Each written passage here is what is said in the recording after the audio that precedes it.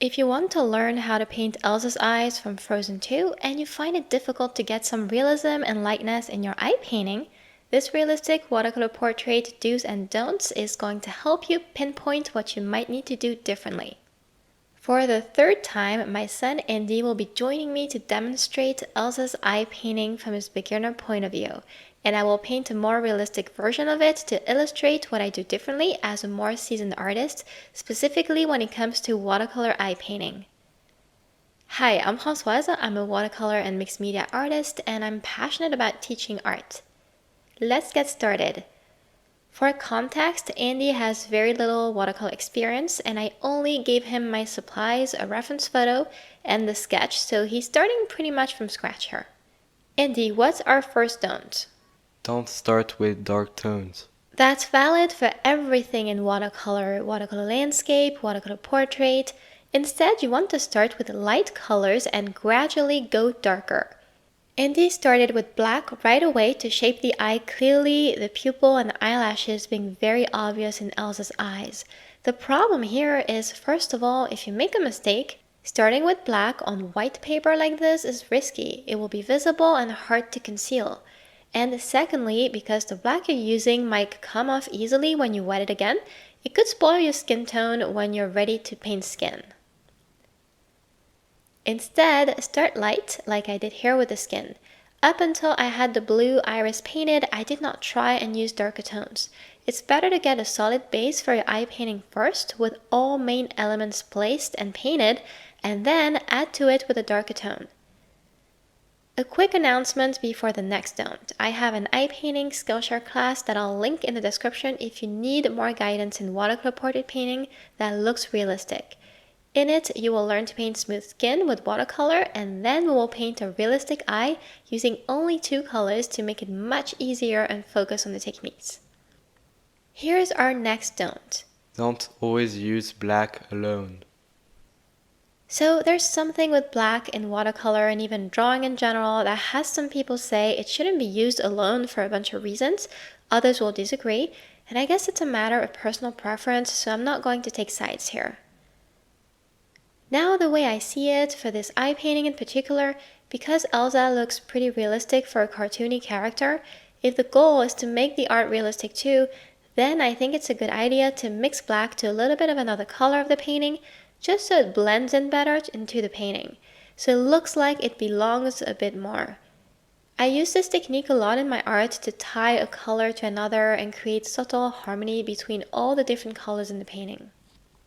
Here I mixed a little bit of brown into the black color. I'm already using brown for the eyebrow, so why not add a bit to black and tie these two together in a very discreet way. Don't add details too early.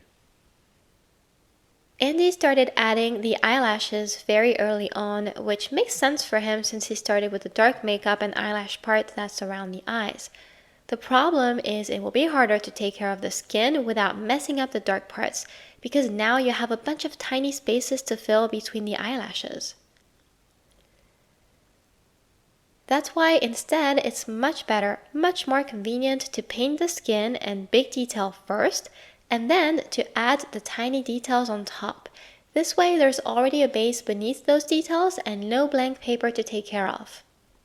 Talking about big details, you can see here that I take advantage my second layer of skin is still wet to add the shape of the eyebrow now. This way, when later I paint the hair, it won't look like I just added them in, because beneath them that area will match better than plain light skin.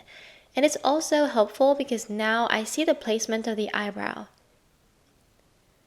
Going for big details first and small ones later doesn't mean you can't touch up the large parts later if you need to. The most important is to have a base first and foremost and build up on top. Here, notice that towards the end, I thought my skin needed more shadow, so I just added them on. If your dark paints don't come off easily, this is something you can do to fix an area or just making it look better. Don't treat the eye in sections. You have noticed Andy is painting each part in the eye one by one, which is what most beginners will do when they have little knowledge and practice of a medium. The problem is doing this will have you switch colors again and again, which is not a huge deal, just not very convenient. And what you might not want when you're looking for realism is it will make the painting look very cartoony, like the characters from the old movies.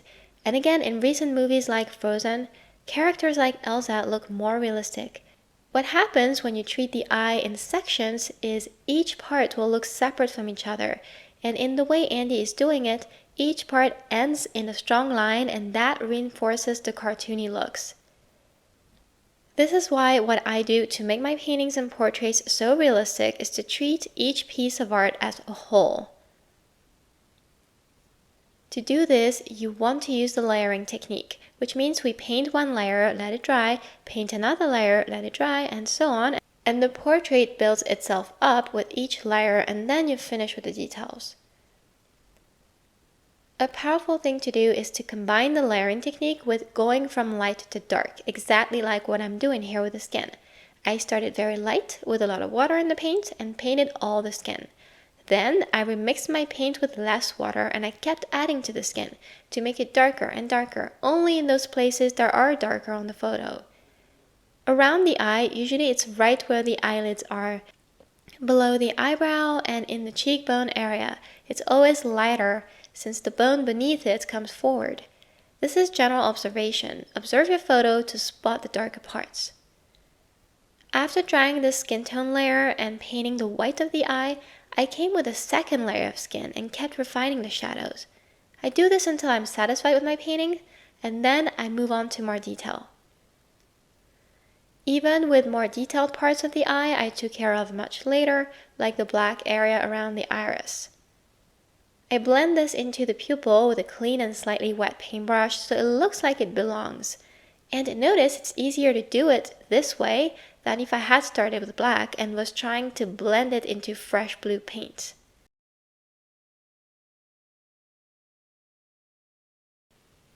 Don't use any color to paint skin. Andy tried to recreate a skin tone with yellows, oranges, pinks, and he ended up with an orange kind of tone. These colors would have been my choice too at first, when I started, and yet you might have noticed it for yourself if you tried it too, that they're not right for skin tone. And this is because there is a watercolor recipe for skin tone and he didn't know about it. For realism and painting skin with watercolor, we mix yellow, red, and a little bit of blue. I don't use an exact proportion, I just mix the three and I play to see what I need to add more of. I noticed in general you don't need much blue for light colored skin, mostly yellow and red, so it's not too yellowish, and then a tad of blue to give the mix a pinkish natural skin tone. You can see here I literally play with all three colors to balance them into that skin tone. It doesn't have to be perfect as long as it doesn't come out too yellowish, too reddish, or too bluish, and again, blue is the one you will need less of to keep it light.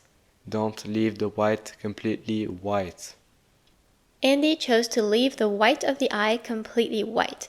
While this could work for cartoonish art, for realistic art it makes it too unnatural. And when you take any photo of Elsa, if you look closely you will see shadow. When there is no shadow or it's just one solid color, it looks very flat. The eyeball is a ball and we need to show it is, and that those parts in the corners recede inwards with a shadow, something darker than the rest of the eyeball. And that's also why I use layering, because it's possible to add more shadow as you go, depending on how the painting is looking. First, I add a very watery mix of black to the whites of the eye, because nothing will be completely white in life, or at least this is how I like it in my realistic painting style. You can treat it differently and just add a bit of shadow in the corners. Before it dries, I add a bit more paint, and since the paper is still wet, the darker grays blend into the rest perfectly. Later, I apply another layer and refine the shadows. I'm able to do it because the skin is painted in layers too, so I adjust one with the other, slowly, and in the end I know it will look accurate and realistic. Don't use just one same paintbrush. Andy was painting the whole time with my detailing paintbrushes. They're pretty versatile, but not great to cover a background, however, because they're small and too pointy for fast background painting. For a realistic eye painting, since we saw it's best to paint in layers, like I did with the first layer of skin, and it's best to take care of large areas first, it might be a good idea to use a round paintbrush that's rather comfortable for you to cover the skin area quickly. This is more for convenience. It will also allow you to work quicker when the area is large. And then for smaller areas and later details like the eyelashes, I recommend to use a detailing brush with a fine tip like this. For watercolor portraits that looks realistic, it's really an awesome tool to have. To make my painting look realistic enough, I even added small lines into the iris, and I used it for painting the hair. Andy and I added a dot of white gouache for the main highlights. I usually add more gouache in a portrait painting, but since Elsa has a cartoony side to her, I kept it a single dot like the reference. I hope you enjoyed this watercolor do's and don'ts video and learned a lot. Find the links to all my supplies, classes, and related videos in the description. To help my channel, I would greatly appreciate a like, share, or a comment from you. And if you want to see more, subscribe and turn on notifications. Thank you so much for watching, and see you next time.